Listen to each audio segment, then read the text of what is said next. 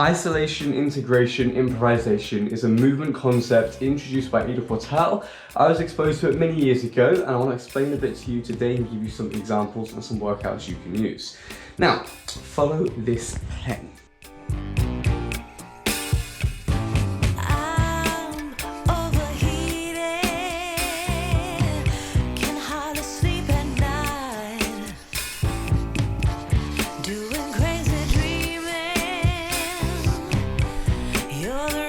Now, looking at isolation, we have the flat foot squat, the quadrupedal walk, and the single leg deadlift.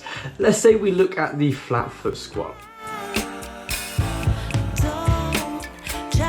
Now looking at the quadrupedal walk.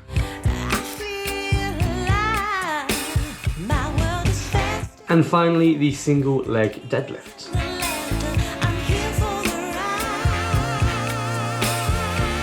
Now we can see that each of these movements by themselves require control, stability, and some strength there.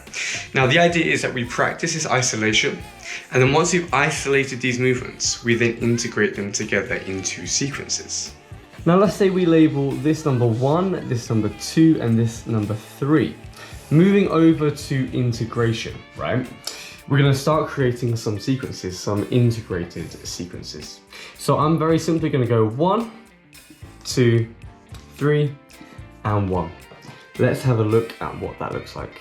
Tying these together, this is my number 1, the flat foot squat, into the number 2, the quadrupedal walk, nice and steady. Again, hips and shoulders fairly level, opposite limbs are moving. I'm then going to step through to my number 3, the single leg deadlift. Stepping forward, I'm going to finish with the number 1. And now we change it. Let's have a look at what 3, 2, 3, 1 looks like. Starting with number 3, the single leg deadlift, super controlled there, neutral spine. Then moving through to number 2, the quadrupedal walk. Once again, making a smooth transition, opposite limbs moving at the same time. We're then moving back through to number 3, into the single leg deadlift all the way up. And then a number 1, which is a flat foot squat. And finally 2, 1, 3, 2. Starting with number 2, the quadrupedal walk. Really make sure to tense the core in this one. And then doing a little sumo shuffle into number 1, the flat foot squat. Raising up there, going into number 3, which is the single leg deadlift. And then back into number 2, the quadrupedal walk. Now, once you've gone through integration plenty of times, the idea is that you'll build up the muscle memory, the control, and the connective movements to a high enough level that you can now improvise the movements. And looking at improvisation, it's just a scattered mess of what is going on, what do you want to pick, just without any structure per se. That is what improvisation really is, and that's what it's demonstrated as in this concept. Now, the reason why we look at integration at the third and final step in this concept is because if you can make a beautiful movement sequence completely improvised, that is so high level and controlled, that shows peak level of movement.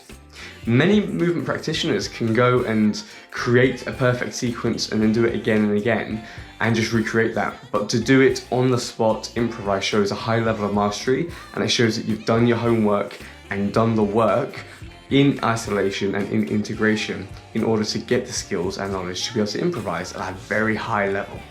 So what does that look like? So using those 3 movements that we've just gone over, I'm now improvising. So this is a completely random order. I've not gone to the whiteboard and written down the numbers. This is very simply me going through, just randomly picking what I want to do in the moment. Now, this is the end goal. You can replace these with many movements. The lizard walk, the monkey walk, doing some handstands and some cartwheels, some QDRs, bridges. But make sure with any of these movements, you start isolated to make sure the movement is good. Then you integrate them to make sure the connections are good. Then eventually, when the quality is good enough, you can move to improvisation like this and be at a very nice level with your movement practice.